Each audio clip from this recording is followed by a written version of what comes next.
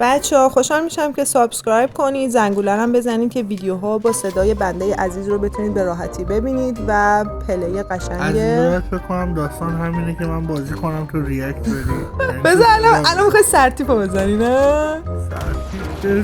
اصلا نفهمید که این ناک شد که کیل شد. ببین تو خیلی نامردی کردی یا الان اونجا رفیق تو بلند نکردی ولی اینجا وایسادی یه نفر دیگه رو شات کردی کشتی. خب تو چقدر آدم کیل دوستی هستی. بابا نمیشد میمردیم. خب الان اون بنده خدا چی شد؟ اون هیچی، اون دوباره ریوایو شد. هنوز ریوایو نشده ولی میشه. همین الان ریوایو شد. بچه‌ها حمایتتون رو من هر روز ببینم که بیشتر و بیشتر میشه ویدیوهای بهتری آپلود کنه میسم. الان از نرده میخواد بره بالا بعد میاد پایین یه خورده این ور اون ور رو نگاه میکنه دوباره از نرده میره بالا. الان باز حس توطئه میگیره میدونید. الان میره اینجا این وای میسه اینجا رو نگاه میکنه فکر میکنه که اینجا میاد بالا زوم رو اونجا ولی خب یه نفر دیگه میخواد کره‌گیری کنه از این داستان ولی خب میزنیم میترکونیم ولی خودمونم ترکونده میشیم. یک کمپر رو ما میخوایم فکر کنم بالای پله ها ببینیم. بله شات میزنیم. اوه دادا پشتتو ببین زارت.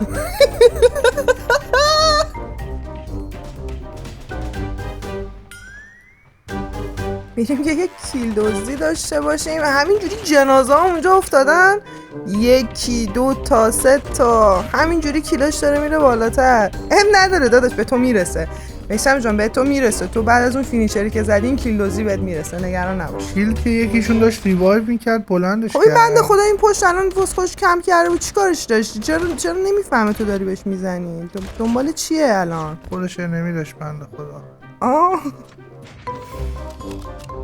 بچه‌ها اینو استثناً خودم داشتم کنارش نشسته بودم داشت بازی می‌کرد داشتم بستنی می‌خوردم داشتم اینا رو می‌دیدم. واقعاً اینجا خیلی مظلوم واقع شدی و تنها کاری که میخواد بکنه اینه که رفیق و یارش رو ریوایو کنه. ریوایو چیه؟ بابا اون نباید اصلا من بلندش میکردم. همش هم دیره میخواد اونو بلند کنه. جالبه نگاه کن یه لحظه انمی میاد به من راش میده علی اول قبل از من میره کاور میگیره. اینش جالبه. مردی چیو کاور میگیری؟ ببین از در و دیوار داره انمی میریزه. واقعا نگاه کن. دو تاشون اینجا زدم اینم میزنم ولی تو نباید همیشه دوست داشتم انمی اینجوری فرار کنه خودم بازی کنم اینجوری بیفتم دنبالش. اصلا تو واقعیت اگه همچین چیزی میشد خیلی باحال میشد. مرسی مکانیک. خب فرار چرا میکنی؟ اسنایپ باید بخوری. اسنایپ باید بشی تو. مکانیکی چرا هنوز داره کار میکنه؟ جینگ جینگ جینگ جینگ جینگ بتل دوتا چاپر. بیاید تو زون. فقط دمیج کنید همدیگه رو. ببینید این بهترین کاره. اینجوری وای میسید رو به رو همدیگه انگار مثلا گلادیاتور چاپریه. این اونو میزنه هر کسی که بهتر بتونه بزنه اون یکی رو میندازه پایین که بله انمی افتاد پایین. میسم چی از این بهتر میخواد که یه جامپ بزنه روی یه بشقاب ماهواره‌ای. چاپر رو بترکون اول.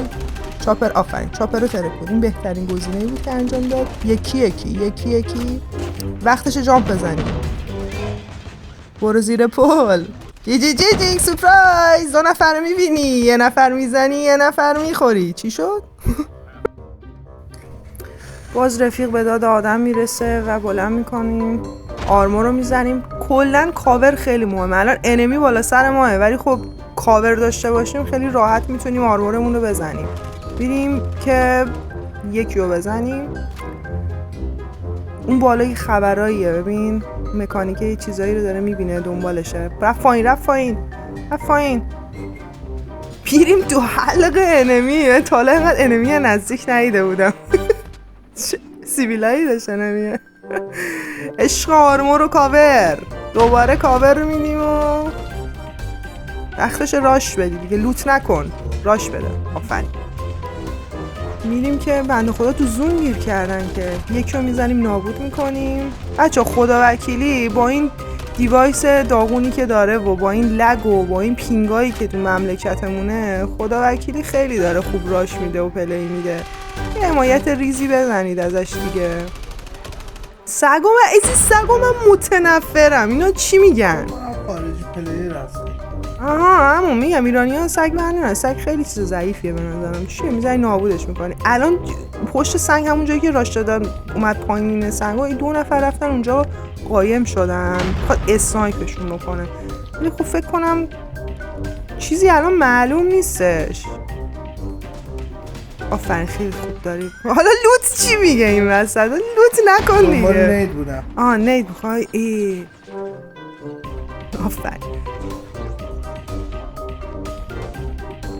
آرمورمون رو میزنیم که خیلی راحت بتونیم تمرکز کنیم. دوباره اسنایپ رو برمیداریم، یه بمب برمیداریم. باز این سگا، بابا این سگا چی میخوام؟ بابا بزن نابودشون کن.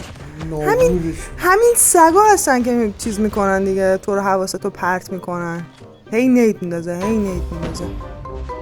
بچه‌ها به زودی ویدیو میخوایم بریم، من و میثم با هم دیگه میخوایم ریاکت بریم به پلیرهای ایرانی و خارجی. سابسکرایب داشته باشید که بتونید خبردار بشید که ما میخوایم ریاکت بریم. بله آخرش هم کیل شد. مرسی، خدافظ.